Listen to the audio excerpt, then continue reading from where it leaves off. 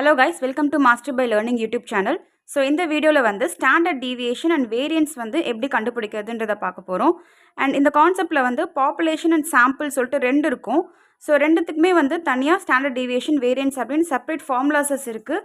So இந்த வீடியோவில் வந்து நம்ம பாப்புலேஷனுக்கு மட்டும்தான் பார்க்க போகிறோம்.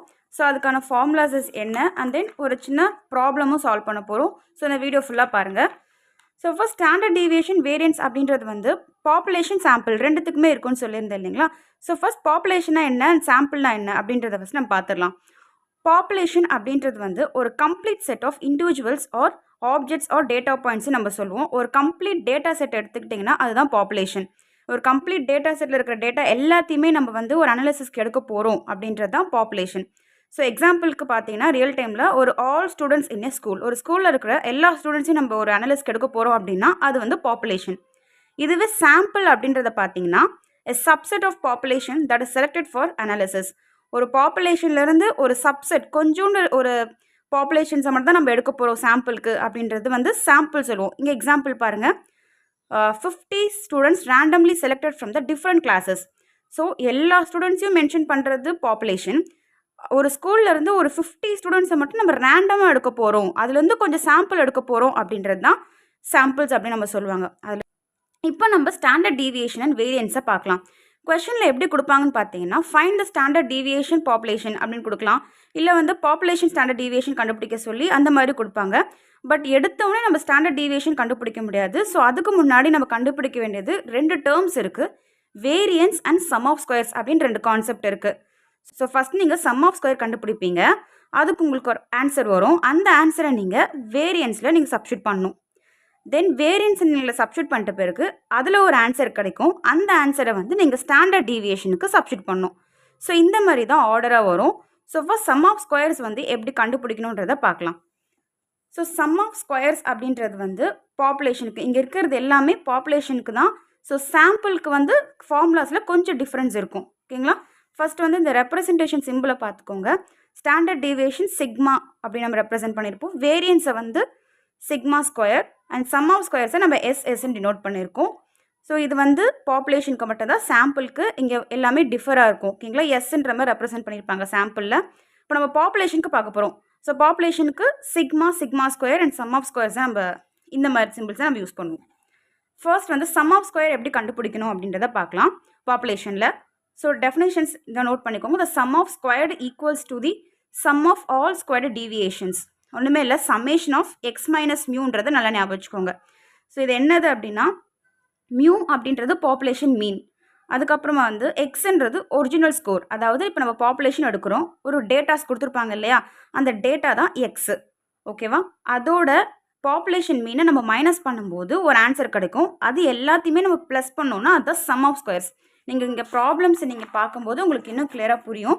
இப்போதைக்கு ஜஸ்ட் நீங்கள் ஃபார்முலாஸை நல்லா படிச்சுக்கோங்க. நெக்ஸ்ட் வேரியன்ஸ் அப்படின்றது, வேரியன்ஸ்ன்றது அந்த டேட்டா பாயிண்ட்ஸும் மீனுக்கும் வந்து எவ்வளோ டிஃபராக இருக்குது அப்படின்றது கண்டுபிடிக்கிறது தான் வந்துட்டு வேரியன்ஸ். ஓகே. ஸோ வேரியன்ஸோட ஃபார்முலா பார்த்துக்கோங்க. வேரியன்ஸ்க்கு வந்து sum of squares divide by N.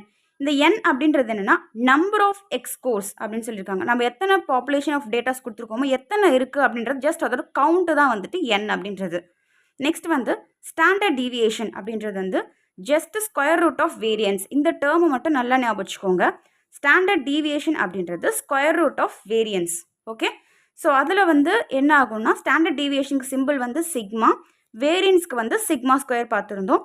So sigma ஸ்கொயருக்கு நம்ம ஒரு ஃபார்முலா வச்சுருந்தோம் இல்லையா, அதை வந்து நீங்கள் சப்ஸ்டியூட் பண்ணுங்க. அவ்வளோதான், முடிஞ்சிருச்சு.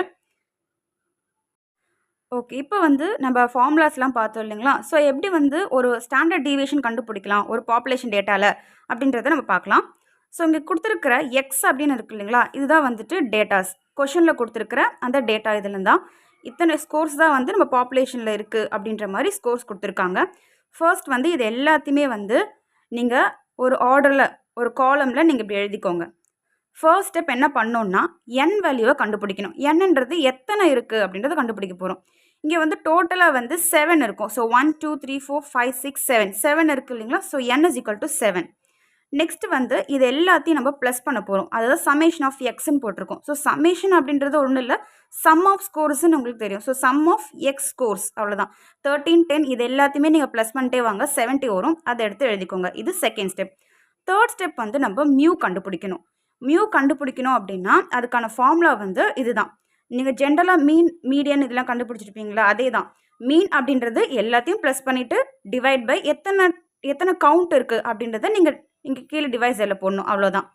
ஸோ இதை போட்டு கண்டுபிடிச்சிங்கன்னா மீன் வேல்யூ உங்களுக்கு கிடச்சிரும். இப்போ நம்ம ஏன் இந்த மியூ கண்டுபிடிக்கிறோம் அப்படின்னு பார்த்தீங்கன்னா, நம்ம ஆல்ரெடி சொன்ன மாதிரி தான் சம் ஆஃப் ஸ்கொயர்ஸ் கண்டுபிடிக்கணும், அதுக்கப்புறம் வேரியன்ஸ், அதுக்கப்புறம் இந்த ஸ்டாண்டர்ட் டிவியேஷன் கண்டுபிடிக்க போகிறோம். ஸோ சம் ஆஃப் ஸ்கொயர்ஸில் என்ன இருக்குது, X minus mu. So first இந்த மியூவை நம்ம கண்டுபிடிக்கிறோம். ஓகேங்களா? ஸோ இப்போ இங்கே ப்ராப்ளம்க்கு வாங்க. இங்கே ஃபோர்த்து ஸ்டெப் பார்த்தீங்கன்னா எக்ஸ் இருக்குது இல்லைங்களா, எக்ஸோட வந்து நீங்கள் கண்டுபிடிச்ச மியூ வந்து 10 இருக்குது இல்லைங்களா, அதை வந்து நீங்கள் மைனஸ் பண்ணணும். ஸோ 13 மைனஸ் 10 என்ன வரும், 3. அதே மாதிரி 10 மைனஸ் 10, 11 மைனஸ் 10, அந்த மாதிரி 10ஓட எல்லாத்துக்குமே நீங்கள் மைனஸ் பண்ணணும். எல்லா ஸ்கோர்ஸ்லையுமே நீங்கள் மைனஸ் பண்ணணும்.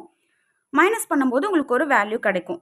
அது ஈவன் நெகட்டிவாக இருந்தால் கூட அந்த நெகட்டிவை கூட நீங்கள் இங்கே மென்ஷன் பண்ணணும். ஓகேங்களா? ஸோ இது எல்லாமே நீங்கள் எழுதிக்கோங்க. இது வந்து எக்ஸ் மைனஸ் மியூ.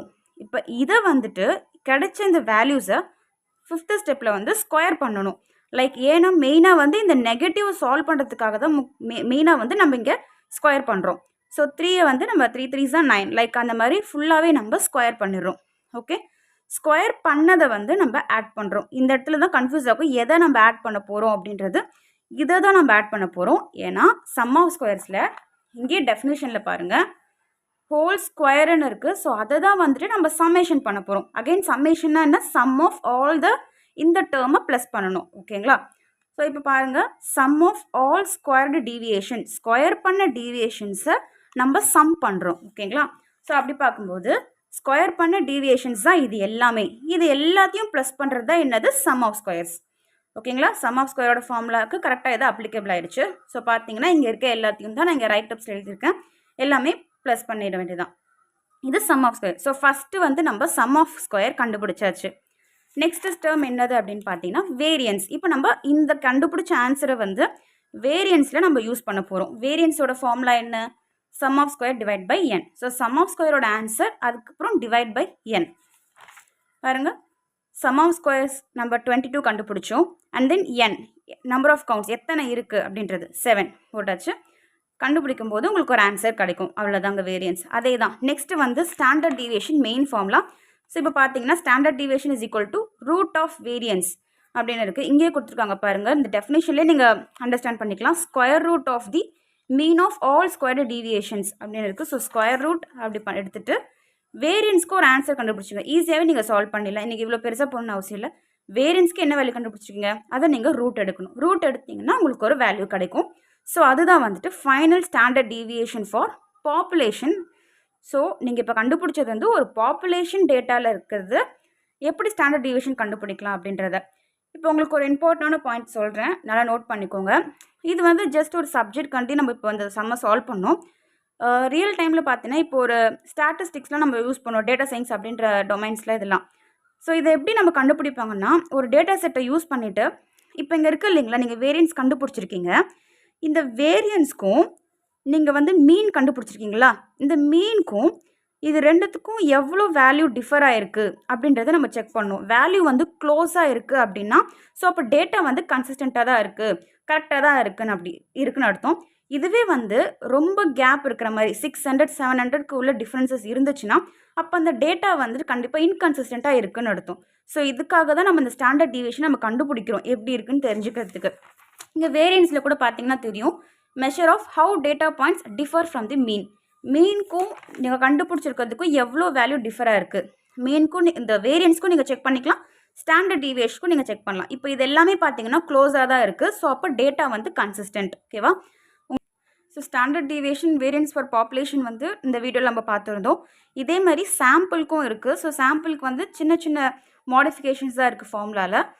ஸோ அது வந்து நம்ம நெக்ஸ்ட் வீடியோவில் பார்க்கலாம். ஸோ தேங்க்ஸ் ஃபார் வாட்சிங். Subscribe to our channel.